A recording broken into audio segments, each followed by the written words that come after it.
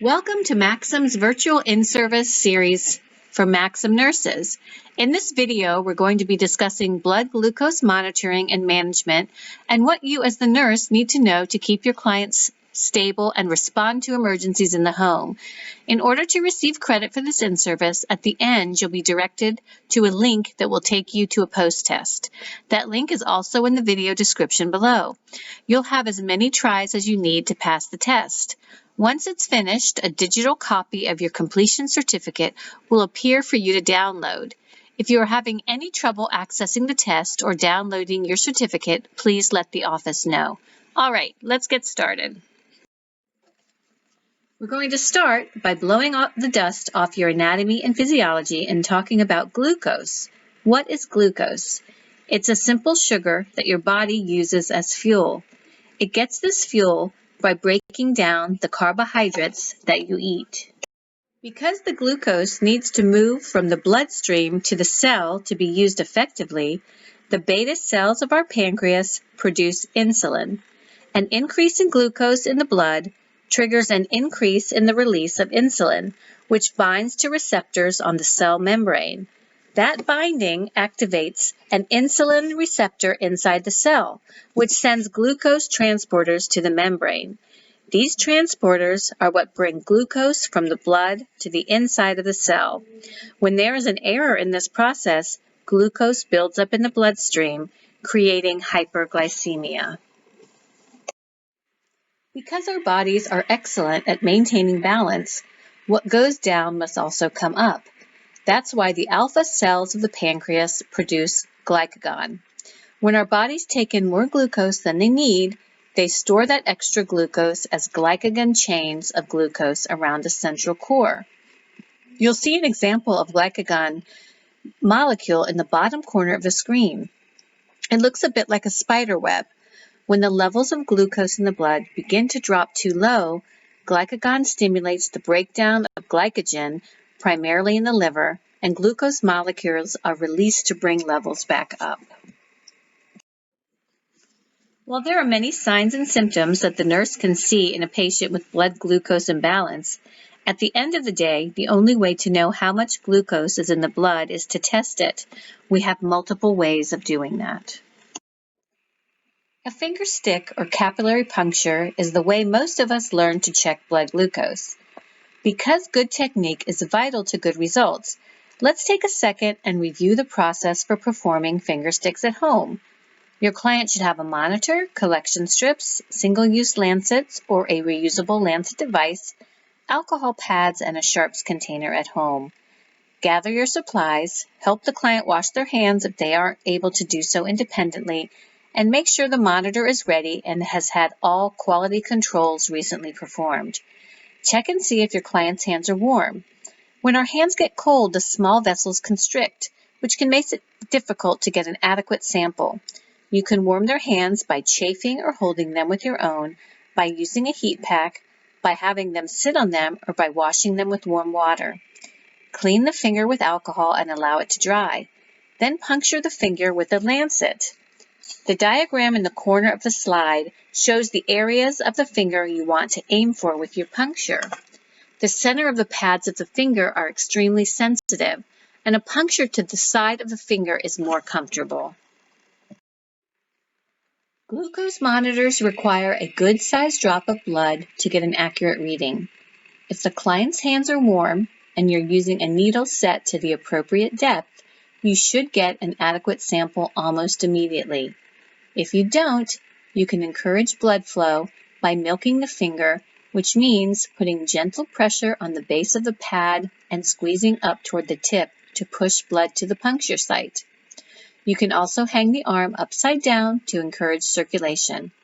If you're still unable to obtain an adequate sample, the puncture may need to be repeated. Calluses can make it difficult to obtain a good sample, and it's important to be sure that the lancet device is set to an adequate depth to break the skin.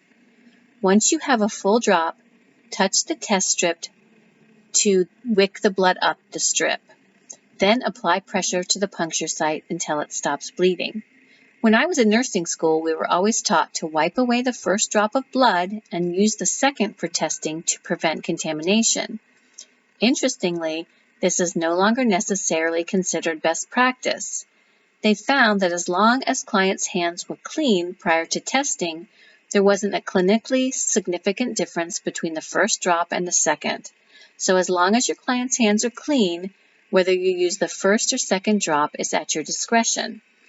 Don't forget to double-check abnormal results before treating, especially if your client is typically stable. If your client was just eating something sweet and they didn't wash their hands well, that sugary residue could give you a false high.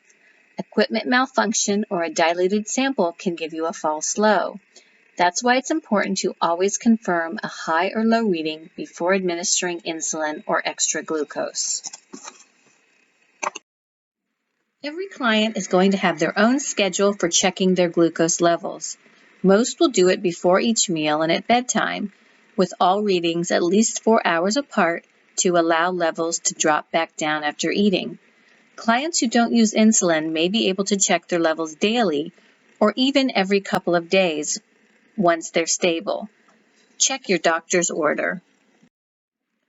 This chart shows what happens to blood glucose levels in a diabetic and non-diabetic client after eating and demonstrates why it's important to wait at least 4 hours in between finger sticks. Checking too soon after eating could lead to a false high as the body hasn't had time to implement its natural responses.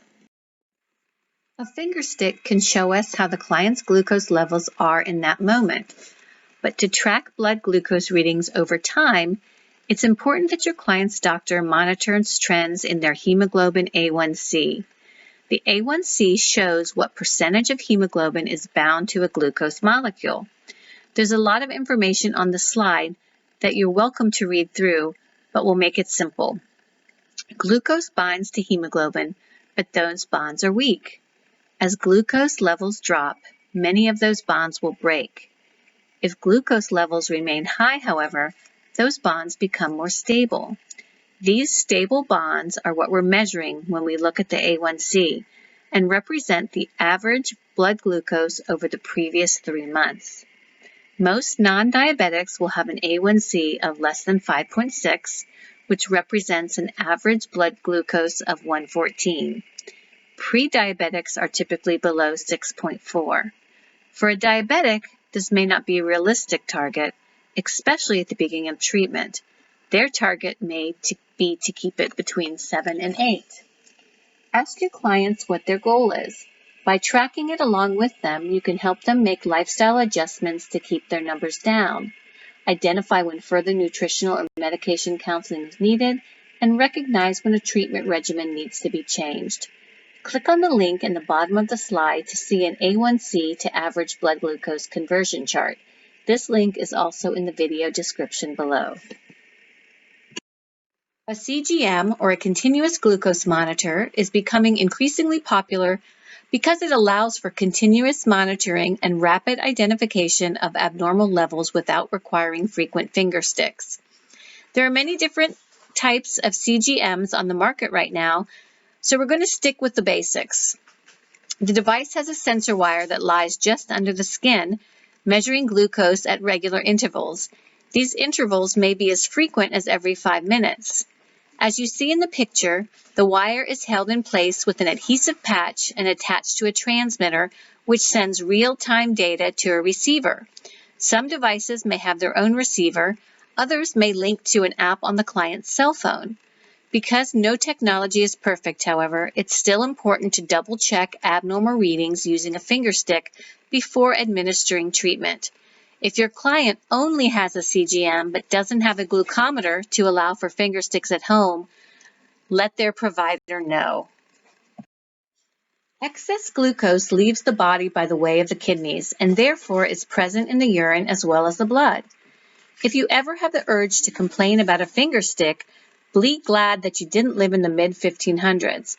Back then, doctors had lab assistants known as water testers that would drink the patient's urine to see if it tasted sweet. These days, we check for glucose in the urine by using a rapid test dipstick, or we send it to the lab for further analysis. This allows us to check for glucose and ketones without having to take a sip. Conditions that affect blood glucose. Diabetes is the most well-known condition that affects a client's blood glucose. There are two types. Type 1 is known as insulin-dependent diabetes, juvenile diabetes, or autoimmune diabetes. It's characterized by insufficient insulin production, typically believed to be due to autoimmune destruction of the beta cells. Most diagnoses are made between the ages of 4 and 7 and 10 and 14. However, diagnosis can occur at any time. Type 1 diabetics require lifelong insulin supplementation. Type 2 diabetes, most commonly known as adult diabetes or adult onset diabetes, occurs when either the cells develop a resistance to insulin and the glucose cannot enter the cell, or when the pancreas cannot produce enough insulin due to non-autoimmune reasons. Insulin resistance in the cells initially leads to an increased production as the body attempts to compensate.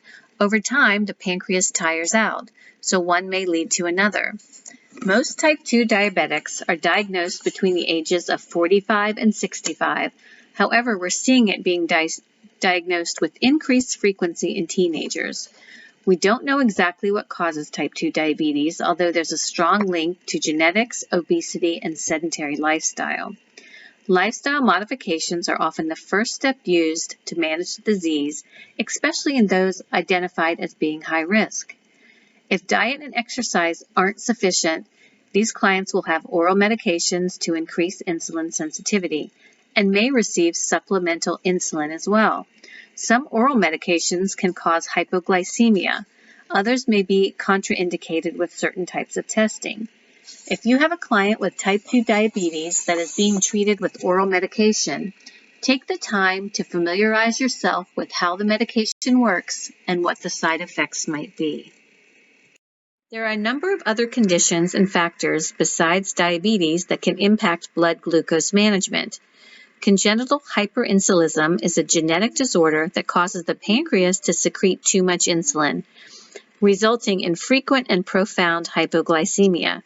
Treatment for these children is focused on keeping their blood sugars up rather than down and takes the form of monitoring meals and carbohydrate intake, frequent snacks, giving medication to decrease insulin secretion, and administering of glycogen to release glucose stores. In severe cases, it may be necessary to remove a portion of the pancreas. Babies who are born to mothers with gestational diabetes are at increased risk for hypoglycemia because their pancreas secretes insulin to compensate for mom's increased blood glucose. After birth, that glucose source is not there, but increased secretion continues. This will typically correct itself over time. Ideally, this would be identified and monitored while baby is still in the hospital. However, if mom opts for early discharge, this is something we may see in the home setting. Small for gestational age babies and preemies are also known to be at increased risk for hypoglycemia. G-tube feeds can impact blood glucose. We'll discuss this more in depth later. There are a number of other congenital disorders that can impact the body's ability to maintain stable blood glucose. Any damage to the pancreas, including surgery, infection, and cancer, has the potential to impact its ability to secrete insulin, and there are tumors known as insulomas that can develop on the pancreas and cause hypersecretion of insulin. Because of the many factors that can impact blood glucose and the fact that most of these conditions aren't diagnosed until after symptoms occur, it's important to recognize that any client can be at risk anytime. It's why it's so important that nurses are able to recognize signs of unstable blood glucose and respond accordingly. These are the values that physicians use to diagnose diabetes in our clients. As you can see, fasting values and the A1C are the key determining factors. One value will rarely lead to a diagnosis. Any client suspected of having diabetes will undergo further testing. Symptoms of high blood glucose may vary per patient based on age and condition. However, typical signs and symptoms include excessive thirst, frequent urination, fatigue, dehydration, headache, irritability, nausea, vomiting, abdominal pain, fruity or acetone odors on the breath, visual problems, and ketones in the blood or urine. Prolonged, untreated high blood glucose can cause vascular damage, cardiovascular disease, kidney failure, vision loss, neuropathy, and delayed hearing.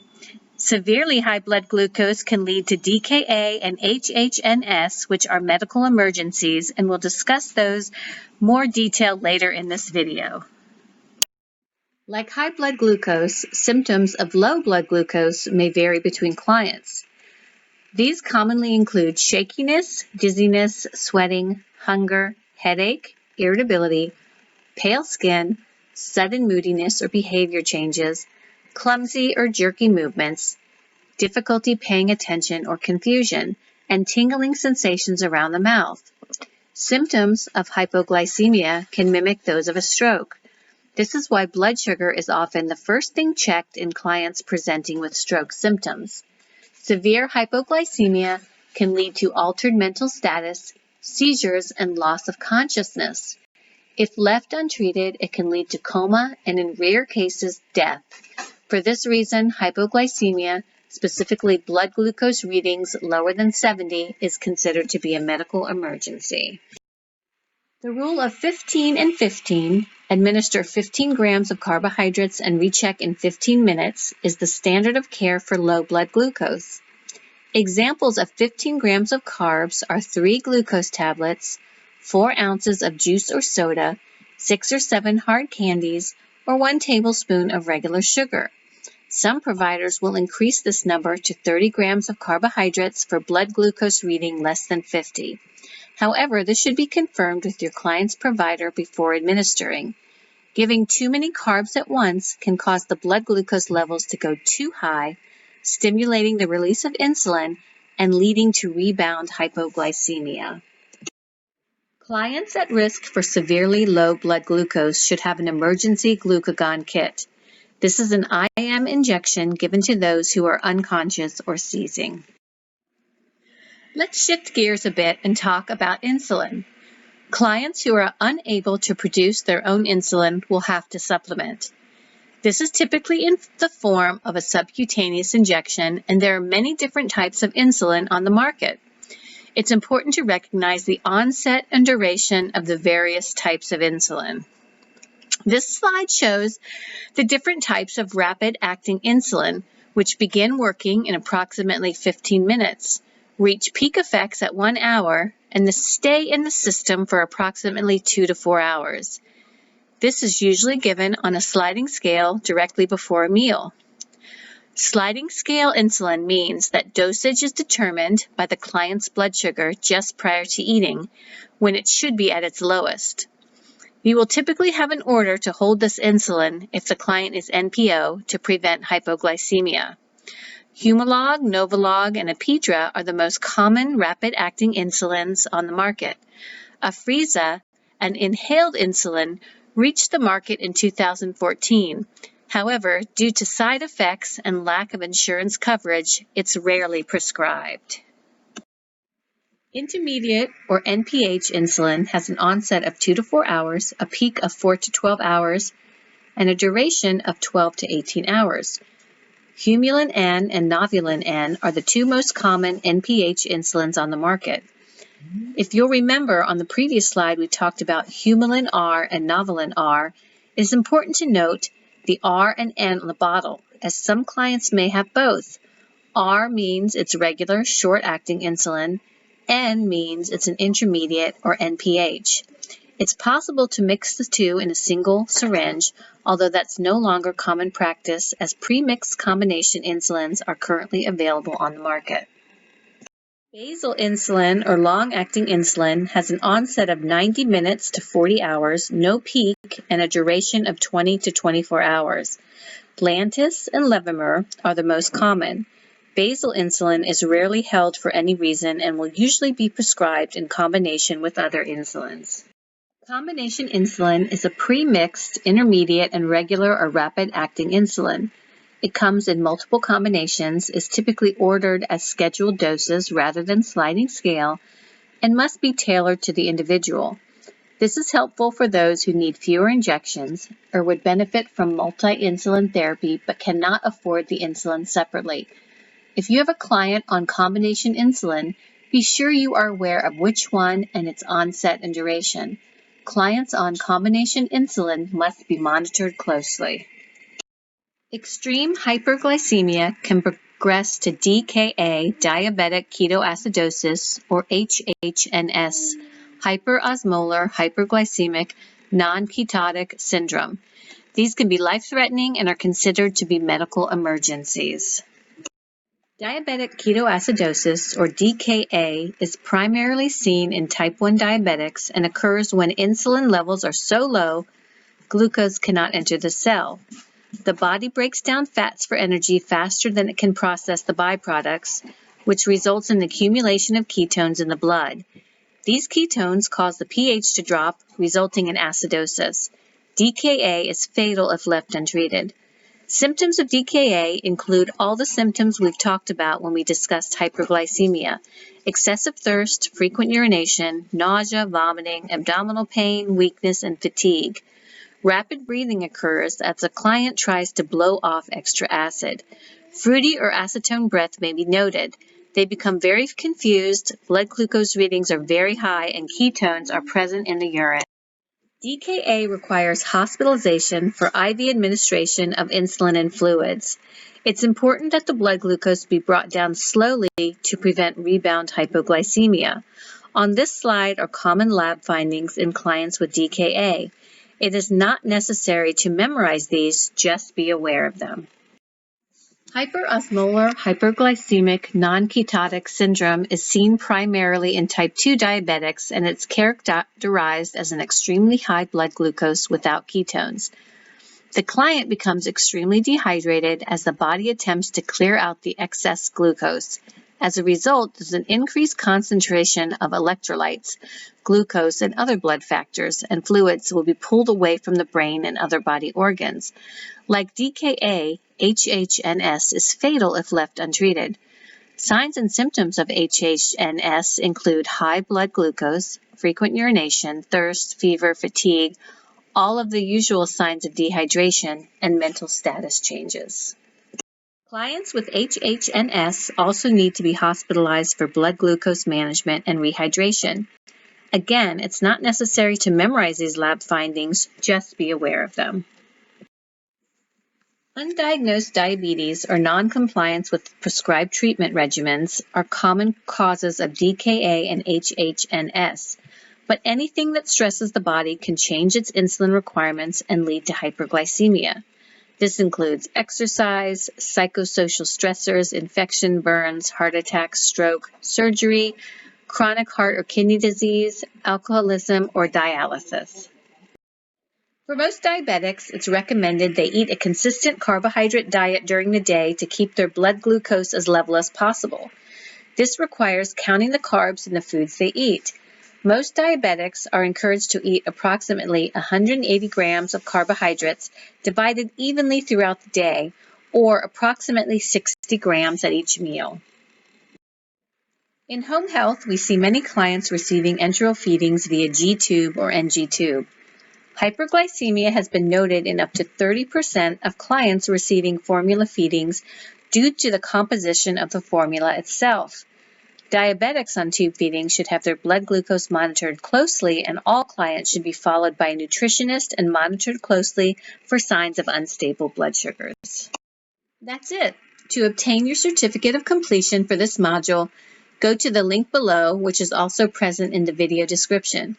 Once you've passed the post-test, a digital copy of your certificate will be issued automatically. Subscribe to this YouTube channel to be notified of new educational videos as they're posted. We'll see you next time.